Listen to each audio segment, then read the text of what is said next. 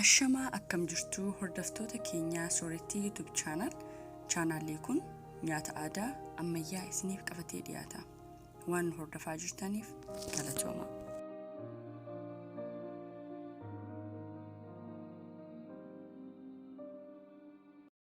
Dura bishaan paastaa danfisuurraa jalqabna.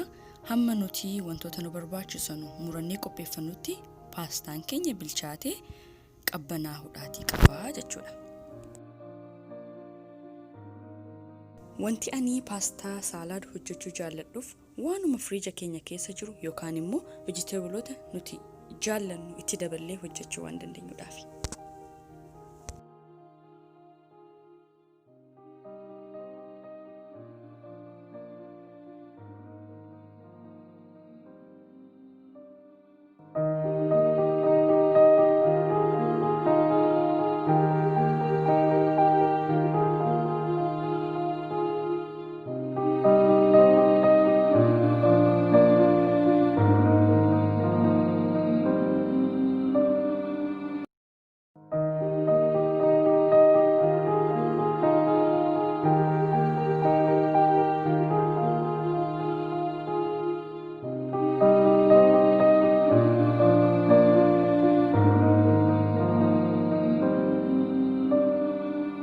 Eega indaaqoo keessan miicatanii bisaan keessaa baaftaniin booda akka kanatti qaqallistanii muruudhaan qullubbii fi jinjibila daakama, cuunfaa loomii freeshin fayyadamee, soogidda, black pepper waliin godhuudhaan waliin maktanii indaaqoo keessan maarineet gootanii yoo bichate daqiiqaa 30 yoo sanaa ol taa'ee fleeveriin sun sirriitti indaaqoo keenyatti seenee bareedaa taasisaa jechuudha.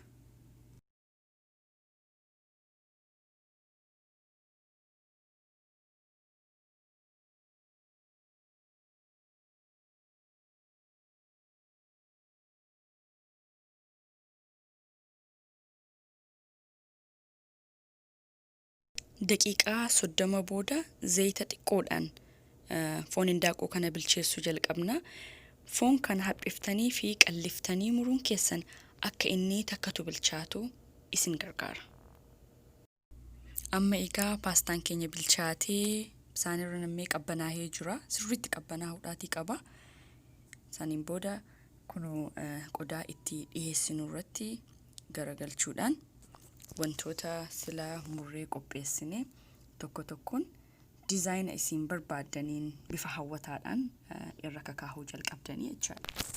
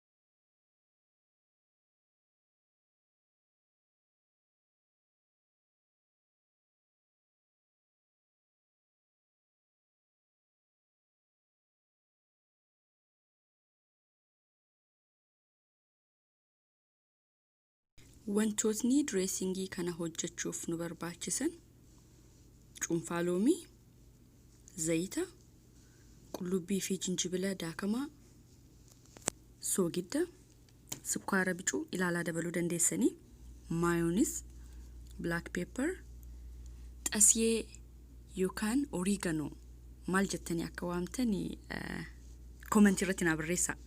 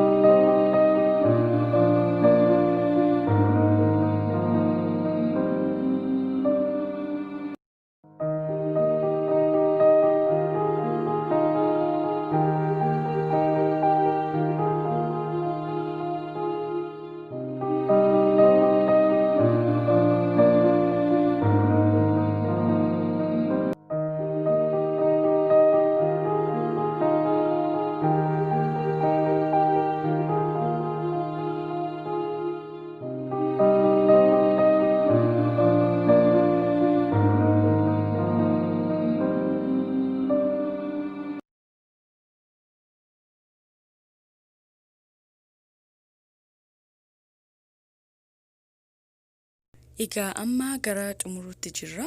Dimbilaala keessa murtanii dressinga sila hojjettanii lafa kaa'attan sana itti naquudhaan sirriitti waliin maktanii dhiheessuu dandeessanii jechuudha. Yoo viidiyoo kana jaallatan like, share, subscribe gochuu hin irraanfatinaa. Waan daawwattaniif galatoomaa.